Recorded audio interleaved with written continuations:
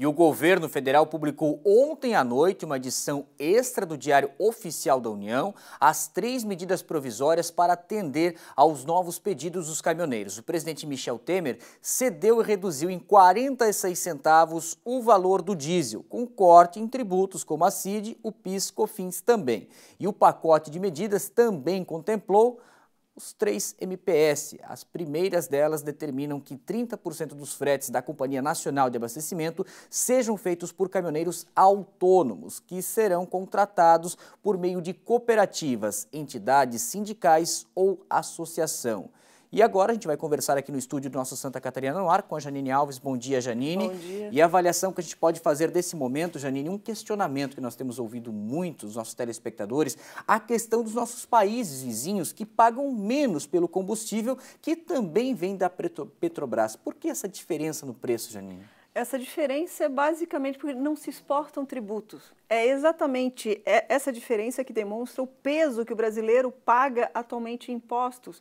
A gente, se for fazer uma retrospectiva, o que nós precisamos ao longo desses anos era de uma reforma tributária efetiva para que problemas como esse agora do combustível não existissem.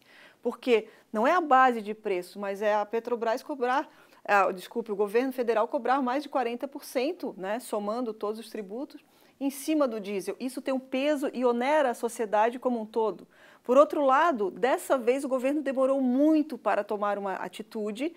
E o que a gente está vendo é o seguinte: ontem à noite ele lançou a mão de algumas medidas provisórias, publicou no Diário Oficial, porque o movimento já havia desacreditado o próprio governo na semana passada, quando foi anunciado um acordo que a princípio não existiu, mas dessa vez o que foi anunciado ontem, e a Associação Nacional dos Caminhoneiros já reconhece no site que praticamente todas as reivindicações foram atendidas. Portanto, agora é uma questão de tempo para esse movimento retomar, para que os caminhões comecem a circular, até porque os caminhoneiros estão há 7 dias sem trabalhar, muitos sem dinheiro, inclusive para abastecer o caminhão. Que isso é interessante de observar. A gente vai ver um delay, é uma organização do próprio movimento, vai ser no mínimo 24 horas para a gente ter essa movimentação realmente de ver os caminhões começando a sair. Mas eles querem a garantia que o governo realmente mantenha a palavra além das 3 medidas provisórias, né? E isso é muito importante perceber nesse momento que foi um governo que se enfraqueceu pelo delay, pelo tempo que demorou para dar uma satisfação à sociedade. O cúmulo que chegou, né? Esse é um problema crucial, mas pelo menos a lição foi aprendida. A gente viu o quanto o país depende do transporte rodoviário e o quanto os caminhoneiros são importantes para toda a estrutura produtiva do Brasil. Porque sem os caminhões a produção não acontece e o alimento não chega na mão do cidadão. Então é bem interessante também a gente observar que são pessoas que recebem de 1 a 3 salários mínimos em média, são pessoas que ganham muito pouco, vivem longe da família e expostos aos riscos da estrada, de serem assaltados, a rodovias sem condições. Enfim, esse movimento ele traz sim uma grande lição para o Brasil.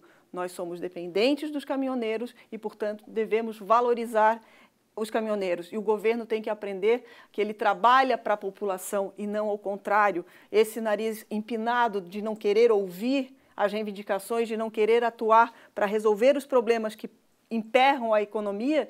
E hoje a gente sabe que os tributos eles oneram a sociedade e acabam dificultando a própria arrecadação de impostos, segundo teorias de economia. A partir do momento que a gente passa de 33% do PIB, né, em impostos, isso recai sobre queda na arrecadação de impostos. E a gente já ultrapassou isso há muito tempo. E até porque o tributo alto ele também incentiva a sonegação fiscal. Então, é todo um conjunto, mas acho que o grande pano de fundo é a reforma tributária que precisa ser pensada com urgência.